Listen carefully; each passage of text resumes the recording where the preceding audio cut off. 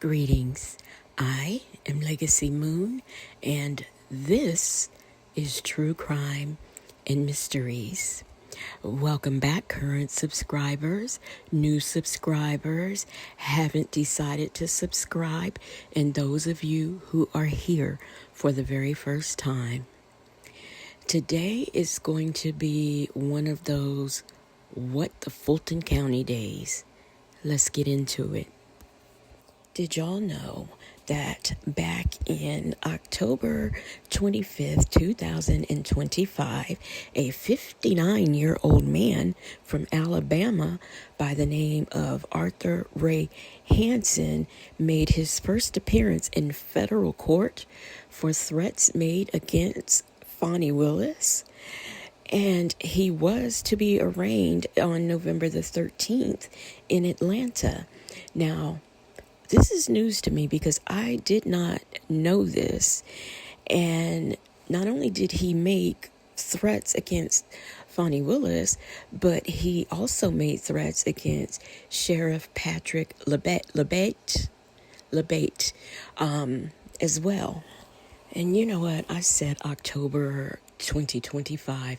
It's October the 5th. October the 25th. 2023.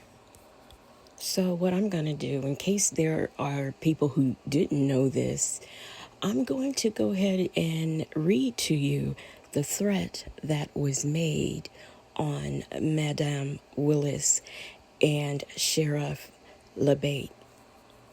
He stated, "If y'all think y'all gonna take a mugshot of my President Donald Trump and it's gonna be okay, y'all gonna find out that after y'all take that mugshot, some bad blippity bleep bleep bleep probably gonna happen to you. If you take a mugshot of the president and you're the reason it happened, some bad bleepity bleep bleep bleep gonna happen to you. I'm warning you right now before you bleepity bleep bleep bleep up your life and get you real bad. Whether you got a bleepity bleep bleep badge or not ain't gonna help you none. And you gonna get bleepity bleep bleep bleeped up. You keep bleepity bleep bleep bleep with my president." And now that was the message that he had for Sheriff Labate. And now I'm going to read to you the message that he had for Madam D.A. Fani Willis. And it is, watch it when you're going to your car at night. When you're going into your house, watch everywhere that you're going. I would probably be afraid if I were you, because you can't be around people all the time that gonna protect you. There gonna be moments when you're gonna be vulnerable. When you charge Trump on that fourth indictment, anytime you're alone, be looking over your shoulders. And what you put out there, bleepity bleep bleep bleep, comes back at you 10 times harder, and you don't ever forget it. You know what I found interesting? How he used all those, because, you know, when I said bleepity bleep bleep bleep, that means he was cussing, and the article just says expletive. So, you know, I had to bleepity bleep bleep that. But I noticed that he was particularly he was threatening to both, but he just didn't use all those expletives with Fani Willis. I found that interesting. But, you know, for some who may not know, threats against public servants are not legal. And apparently, you can't make a threat against the democratic process, or so I've learned, according to Carrie Farley, special agent in charge of the FBI in Atlanta. He states that the FBI's mission is to protect the American people and uphold the Constitution. We take this responsibility very seriously and seek to punish those who engage in the type of criminal behavior and to send a message to such conduct that it will not be tolerated. So needless to say, Hanson's indictments are for transmitting interstate threats to injure Fulton County District Attorney Fani Willis and Fulton County Sheriff Patrick LeBate. I'm pretty sure, it doesn't say, but I'm pretty sure it's for two counts. So that was pretty interesting to me. Some of you may not know about it either, like I didn't know. So I am going to not only, I have a clip for you on that. I also have a clip on some things that happened with Fani Willis and a decision that has been made about the Trump, I just call it the Trump case. So I'm going to insert that clip as well. And I don't want to be redundant because they are probably going to explain it better than what I would. So that's why I'm just going to insert that clip. Now, in this clip, they're going to be talking about the Trump interference case and the victory that this appeal he just won has. But what it doesn't talk about is what Fani Willis had to say about Jim Jordan. And since they're not talking about that, I'm going to talk about it. I am going to read to you exactly what Miss Fani Willis had to say. And she said, Jim Jordan has time after time after time attacked my office with no legitimate purpose.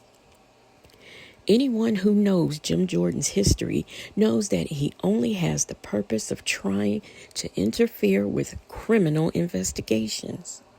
He has now turned his tricks to he's going to look at grant programs, which I invite him to do. And we have complied with his subpoenas, but yet he continues his attack to try to interfere in a criminal investigation, all while his jurisdiction has one of the worst crime rates, has poverty issues.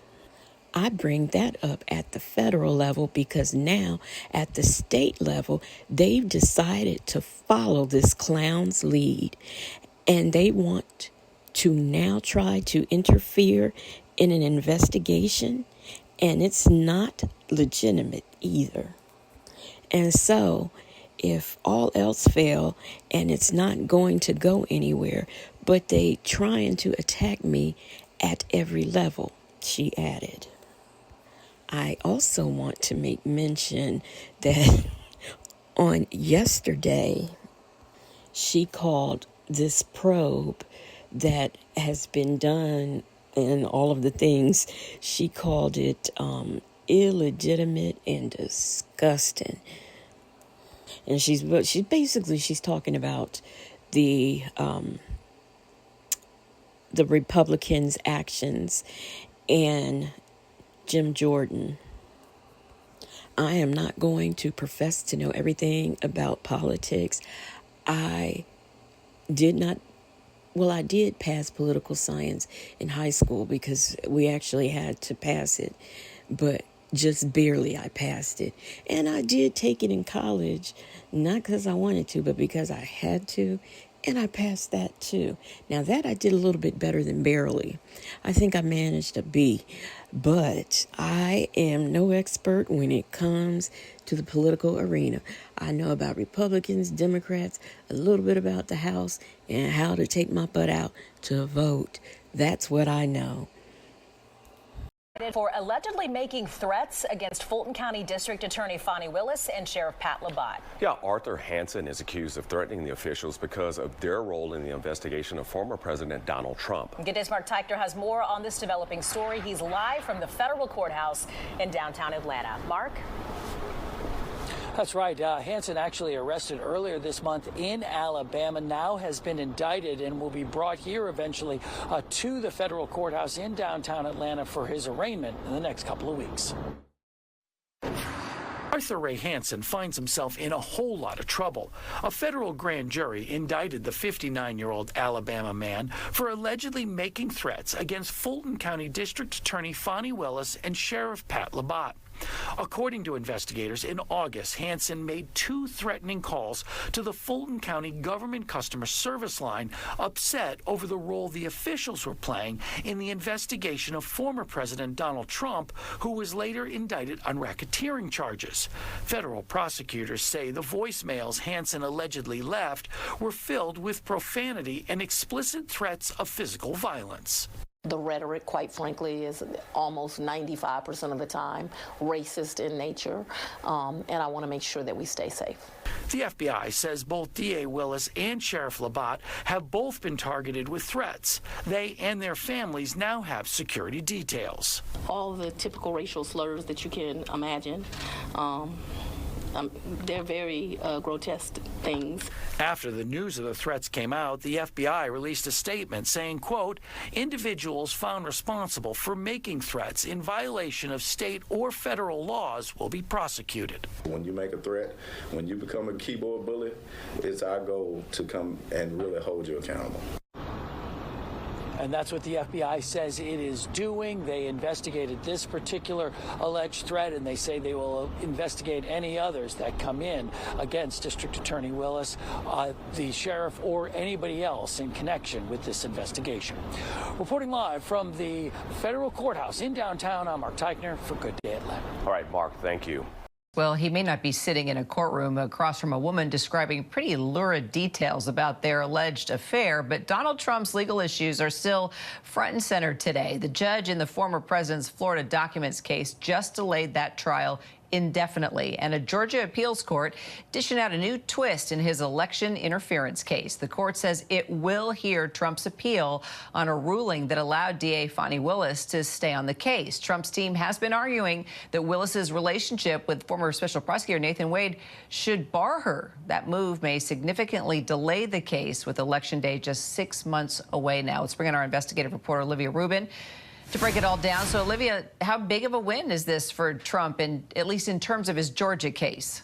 It's a huge win, Kira, because remember, what Donald Trump wants to do is delay these cases until after the 2024 presidential election. And so think about what he has been able to do in this case, along with a number of his other defendants. This actually isn't an issue that has to do with the merits of the case. It has nothing to do with his alleged efforts to overturn the 2020 election. What it has to do is a relationship that did occur between the prosecutor that charged him. So they have found a personal issue that they have been able to take into something that could potentially derail the entire case. So really the question now becomes, how long is this delay going to be? Because remember, the appeals court agreeing to hear the disqualification issue does not automatically stay it. And the judge who oversees this case, Scott McAfee, has vowed to keep it going even if the appeals court takes it up. But remember, what Trump and his co-defendants can do now is go right to the appeals court and ask for that stay. And the question is, will they get it?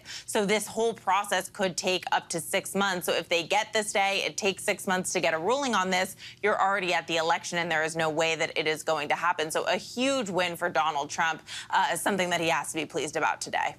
So what's the likelihood that we'll actually see Fani Willis removed from this case?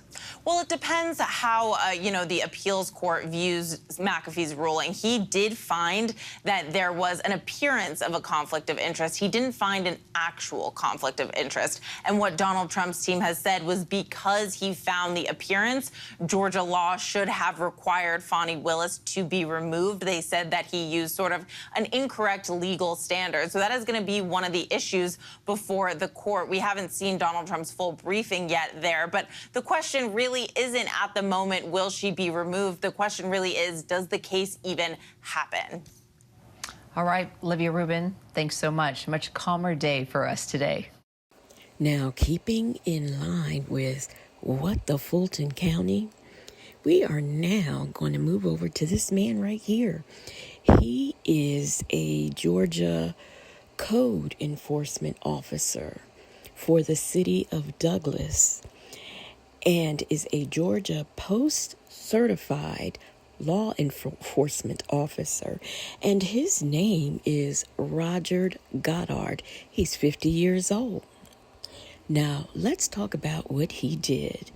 He has been arrested by the Georgia Bureau of Investigation and is accused of placing a tracking device on a teacher's car while on school property. And we all know those tracking devices, you're not allowed to just be placing those things on random people's car and you're just an everyday random person tracking people for your own purposes. Now, his charges are surveillance, which invades the property of another person, and false statements. I don't know why I said false, but no, it's false statements. Now, how this came about is the Coffee County Board of Education Police Department asked the Georgia Bureau of Investigations to investigate this man back in February.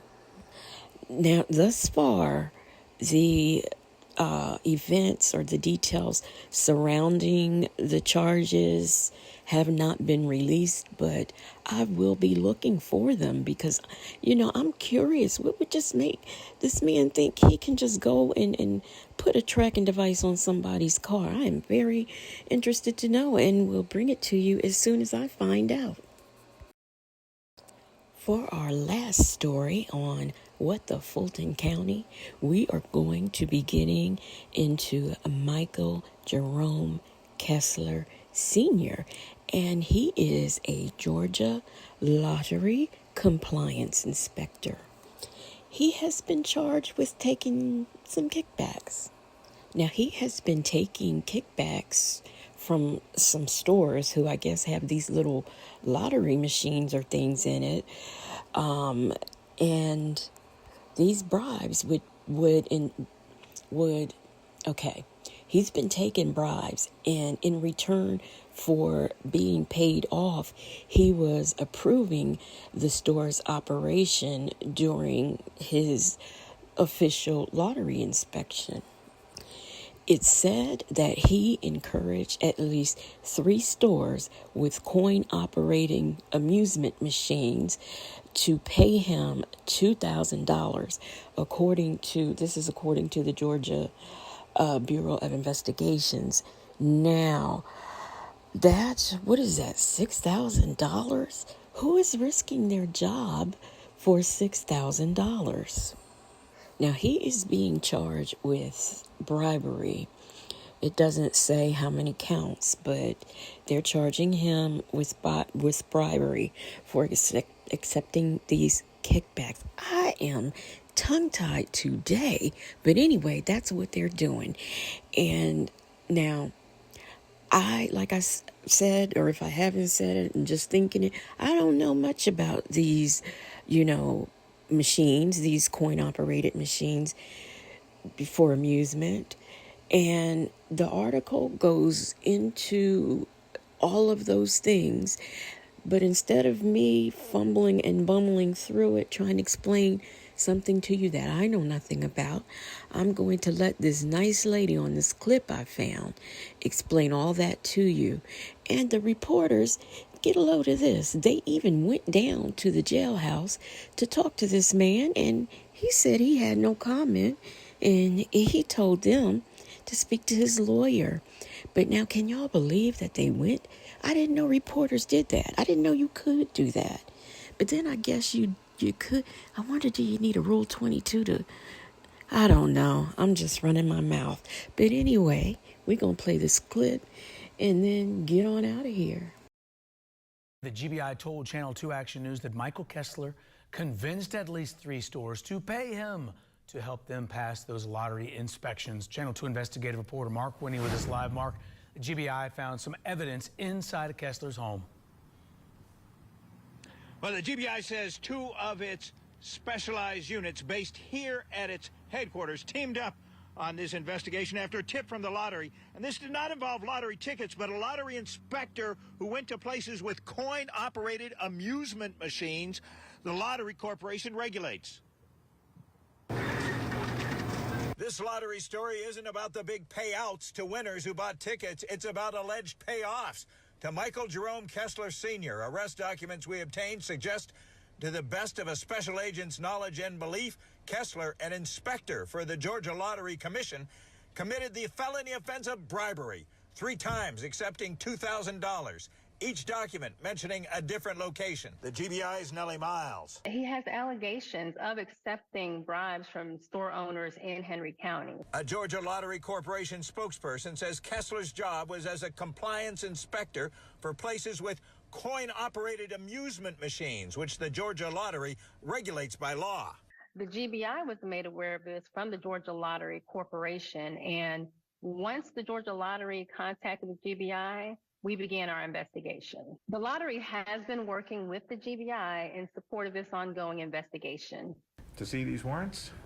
I'm just blown away. State Senator Emmanuel Jones says he is a member of the Georgia Lottery Commission, who both lives in Henry County and owns a business there. The integrity is the bedrock of the lottery and its mission, by the way. Essentially, people are making bets. They're gambling when they're using machines across the state or when they are betting on any other activities that we allow in Georgia. And we don't want a criminal element to seep into that. The lottery spokesperson told us integrity is a cornerstone value at the Georgia Lottery Corporation. Our employees are held to the highest standard to ensure that we achieve our important mission of maximizing revenues for Hope and Pre-K. She said as soon as the GBI informed us that our information was credible, we immediately terminated the employee. I don't believe anyone who's been accused of accepting bribes should be affiliated anyway with our lottery in our great state. The GBI's Ms. Miles. The GBI agents from our Office of Special Investigations and our Commercial Gambling Unit teamed up, and they executed a search warrant on Monday at his home in Rockdale County. Now, through intermediaries, we reached out to Kessler in the Henry County jail today, but we're told he declined to be interviewed, provided a lawyer's name. Instead, we were unable to locate an attorney by that name. We went to 2 of the locations and talked by phone to someone who identified himself as the owner of a store at one of the locations, but said that store closed in March and he was never hit up for bribes. Documents seem to indicate the alleged bribe was later. We're going to stay on top of this as best we can and see what we can find out in the way of more details. Reporting live, Mark Winnie, Channel 2 Action. Once again, I am Legacy Moon, and if you are on that cell phone, the laptop, the iPad, and you're not subscribed to me, go on up and hit that subscribe button and the notification bell so that you'll know when I drop my next video. And as I always ask, please make sure you thumbs up the video and help me slave to the algorithm. Slave to the algorithm.